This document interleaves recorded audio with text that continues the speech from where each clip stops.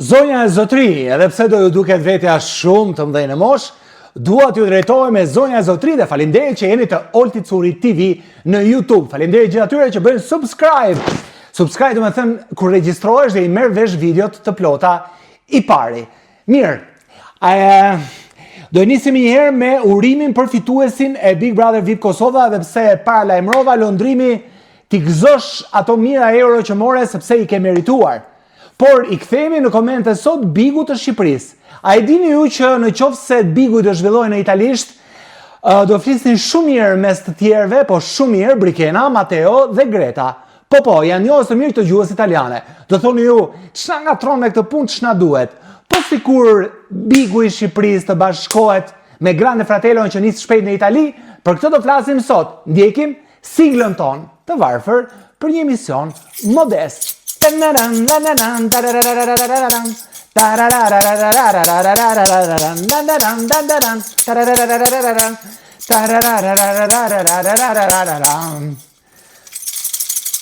është sigla e plotë dhe është nga herët e pakta që po e bëj siglën të plotë, sepse është takimi radhës dhe duke qenë se kemi folur gjëre gjatë për Bigun e Kosovës, duhet thënë se i arriti që të ketë 9 miliard klikime nga 4 anët YouTube, TikTok, Facebook edhe Instagram, pra në gjithë rrjetet sociale, duke bashkuar edhe kanalet e komunikimit në YouTube. Dhe me që jemi në YouTube, duhet thënë se duhet falenderoj të gjithë pjesëmarrësit edhe ata të cilët më ndjekin në YouTube.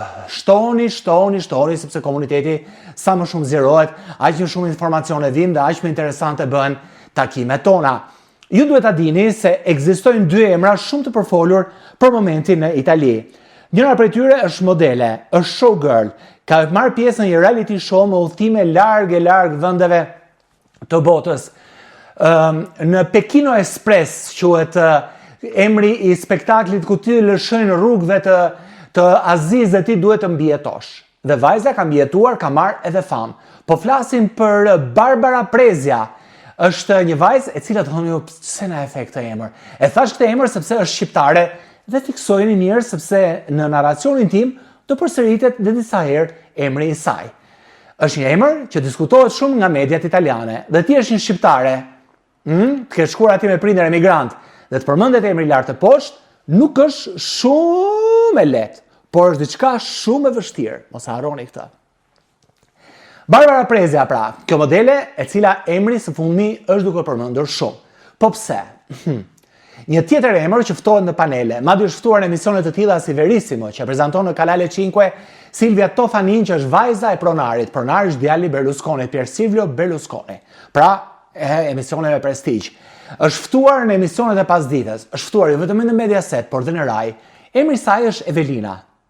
Vajza është gjysmë shqiptare dhe gjysmë italiane. Evelina Zgarbi është emri i vajzës dhe bëhet fjalë për Evelina Zgarbin, që është një nga fëmijët e kritikut dhe gazetarit më të madh të artit në Itali, deputet, kryetar bashkie dhe me një karrierë shumë të gjatë në televizion. Vittorio Zgarbi, së fundmi ajo kërkon që njerëzit që janë pranë babait të saj të mos ndërhyjnë deri në atë pikë se ai të mos ketë pavarësi për të vendosur për shëndetin e tij.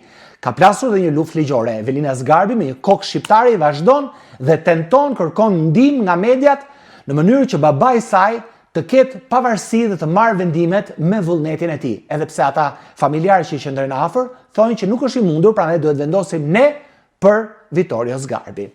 Këto janë dy emra të cilat ju prezantova shpejt e shpejt, sepse takimi ynë këtu nuk i kalon më shumë se sa 8-9 minuta. Por për të thënë se shumë shpejt, pasi ndodhi bomba në Itali dhe do të filloj Grande Fratello në Itali, që është Big Brother VIP Italia, ju e dini shumë mirë këtë vit nuk e prezanton Alfonso Signorini sepse pati disa skandale seksuale të cilat janë duke u verifikuar nga gjykata, nga të gjitha palët akuzuese, palët mbrojtëse, ka një debat shumë të madh. Ai ka dhënë ndërheqje nga Grande Fratello, nga revista ku ishte drejtor, dhe nga shumë impenjime të tjera ku ai ishte shef në krye të detyrës. Por Bigu në Itali do të bëhet, Grande Fratello VIP do të bëhet, e ka vendosur Mediaset dhe në drejtimin e saj do të jetë Ilari Blazi, që është i prezantuese, ish gruaja e Francesco Totit, tifozët e Romës e njohin shumë mirë. Ajo dhe stafi drejtues ka vendosur që këtë vit nuk ka Big Brother pa të paktën 2 shqiptarë aty brenda. Dhe pikërisht, modelja Barbara Prezia dhe Evelina Sgarbi do t'jenë në Grande Fratello në Itali. Po do thua në ju. Pse na përmende në hapje Brikenan? Pse na përmende Mateon dhe pse Gretën?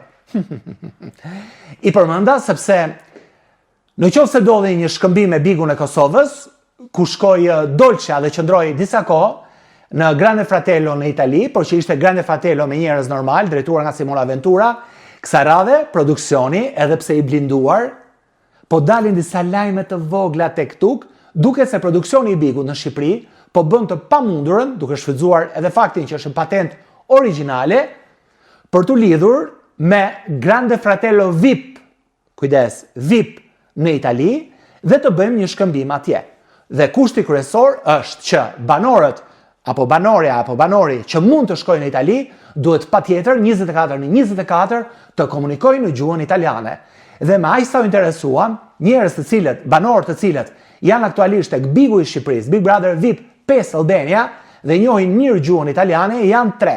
Kur them mirë në nivele komunikimi, pra që të flasin gjuhën italiane një lloj si gjuhën shqipe, të shprehen në italisht një lloj si të shprehen në shqip pa asnjë humbje.